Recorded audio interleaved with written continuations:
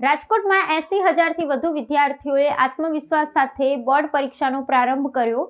ચુસ્ત પોલીસ બંદોબસ્ત વચ્ચે પ્રથમ પેપર યોજાયું। રાજકોટ સહિત સમગ્ર રાજ્યમાં આજથી ગુજરાત માધ્યમિક અને ઉચ્ચતર માધ્યમિક શિક્ષણ બોર્ડની પરીક્ષાઓનો વિધિવત પ્રારંભ થયો છે। રાજકોટ જિલ્લામાં આ વર્ષે કુલ 80,248 વિદ્યાર્થીઓ બોર્ડની પરીક્ષા આપી રહ્યા છે। પરીક્ષાના પ્રથમ દિવસે ધોરણ 10ના વિદ્યાર્થીઓ માટે પ્રથમ ભાષા ગુજરાતીનું પેપર યોજાયું હતું, જ્યારે ધોરણ 12 વિજ્ઞાન પ્રવાહમાં ભૌતિક વિજ્ઞાન અને સામાન્ય પ્રવાહમાં અર્થશાસ્ત્ર વિષયની પરીક્ષા લેવામાં આવી હતી। વહેલી સવારથી જ વિદ્યાર્થીઓ પોતાના નિર્ધારિત પરીક્ષા કેન્દ્રો પર ઉત્સાહભેર પહોંચતા શૈક્ષણિક સંકુલમાં પરીક્ષાનો માહોલ જોવા મળ્યો હતો।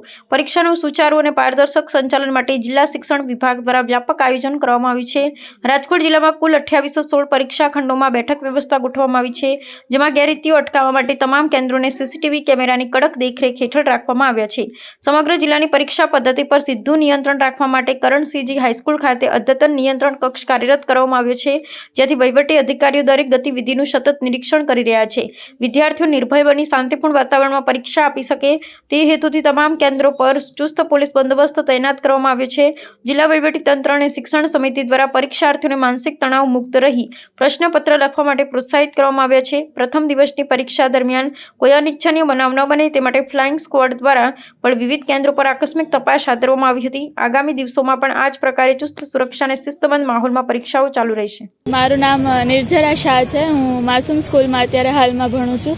આજે અમારી પહેલી ટેસ્ટ ઇંગ્લિશની છે અને અમે બહુ જ સારી રીતે તૈયારી કરાવી છે। સ્કૂલે તે અમે સારી રીતે તૈયારી કરાવી છે, એટલે પૂરો ભરોસો છે કે પેપર સારું જશે। સહેજે નર્વસનેસ નથી, કારણ કે સરખી રીતે તૈયારી કરી છે। દરરોજ on an average 5 to 6 hours અમે ડિસિપ્લિન સરખી રીતે વાંચતા હતા, અને એમાંય સવારે વહેલું ઉઠીને તમે વાંચો બ્રહ્મ મુહૂર્તમાં તો એમાં વધારે ફાયદો થાય છે, વધારે તમે યાદ રાખી શકો, અને મોસ્ટ ઇમ્પોર્ટન્ટ તમે લખીને પ્રેક્ટિસ કરો। લખીને જ્યારે પ્રેક્ટિસ કરો ત્યારે તમારે વધારે યાદ રહે છે, એટલે સરખી રીતે તૈયારી થઈ છે। મારું ડ્રીમ છે કે હું મોટી થઈને એક ડૉક્ટર બનું। મને મેડિકલમાં બહુ રસ છે, બાયોલોજીમાં બહુ રસ છે, અને હું એના માટે સખત મહેનત કરવા તૈયાર છું। આજે આપ જોઈ શકો છો ન્યૂ એરા સ્કૂલ ખાતે આજે વહીવટી તંત્ર દ્વારા સિનિયર ઓફિસર્સ દ્વારા બાળકોને ઉત્સાહવર્ધન કરવા માટે, બાળકોના વાલીઓમાં એક મેસેજ આપવા માટે, બાળક જે પણ અત્યારે આપણે એક્ઝામ આપવા માટે 10મા ધોરણના એક્ઝામ આપવા માટે જઈ રહ્યા છે, આ તમામ બાળકોને ખૂબ જ સારી રીતે સ્કૂલના ટીચર્સ દ્વારા પણ આનું સ્વાગત કરીને, આનો મોઢો મીઠો કરાવીને આને મોકલવામાં આવી રહ્યા છે। સાથે સાથે બધાનું ઉત્સાહવર્ધન પણ કરવામાં આવે છે, એક તણાવમુક્ત, એક ભયમુક્ત, એક સંકોચમુક્ત વાતાવરણમાં એક્ઝામ આપી શકે। આખા વર્ષ બાળકોએ ખૂબ સારી રીતે સ્ટડી કરી જ છે, અને જ્યાં એક્ઝામમાં એકદમ તણાવમુક્ત માહોલમાં એક્ઝામ આપશે તો આનું રિઝલ્ટ સારું આવશે। તમામ વાલીઓએ અને ટીચર્સ અને બધા બાળકોને એક મેસેજ આપવા માંગે છે કે આ જીવનનો એક અંતિમ લક્ષ્ય નથી, આ એક પડાવ છે, આના કરતાં પણ મોટી ચુનૌતીઓ આવવાની છે, તો જીવનમાં કોઈ દિવસે ચુનૌતી જે આવવાની છે આનાથી કોઈ દિવસે ગભરાવાનું નથી। સાથે સાથે વાલીઓને પણ એશ્યોર કરવામાં આવે છે કે આજે એક્ઝામની પ્રક્રિયા છે આ ખૂબ જ પારદર્શક રીતે થાય।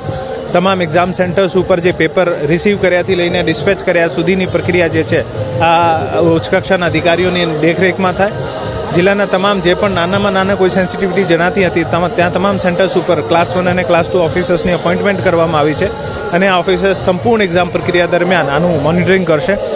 બાળકોને આપ જોઈ શકો છો ખૂબ જ ઉત્સાહ, અને મને નથી લાગતું અત્યારે કોઈને સ્ટ્રેસ હશે, કારણ કે માહોલ પણ એટલું સરસ કરી દીધું છે સ્કૂલને। હું સ્કૂલને પણ ખૂબ ધન્યવાદ આપું છું, અને બાળકોના ઉજ્જવલ ભવિષ્ય માટે કામના રાખું છું। ધન્યવાદ।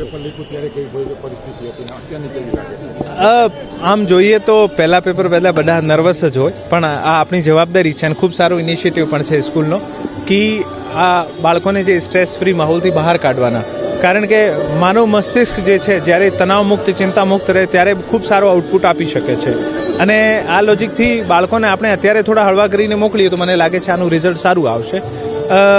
સમયના સાથે આપણે ઘણી બધી વસ્તુઓને રાજ્ય સરકારે મેન્ટલ હેલ્થના સ્ટ્રેસ ફ્રી માહોલમાં એક્ઝામ કન્ડક્ટ કરવાના, બાળકોનું ઉત્સાહવર્ધન કરવા માટે ઘણા બધા ઇનિશિયેટિવ લીધા છે, અને આ સમયના સાથે જરૂરી પણ છે। અમારા સમયના આ સમયમાં ઘણો ફરક આવી ગયો છે, પણ અત્યારે બાળકો પણ વધારે આપણે કોન્ફિડન્ટ જોવા મળે છે, અને તંત્ર અને સ્કૂલ પણ એટલી જ મહેનત કરે છે। હું તમામને આના ઉજ્જવલ ભવિષ્યની શુભકામનાઓ આપું છું। ધન્યવાદ।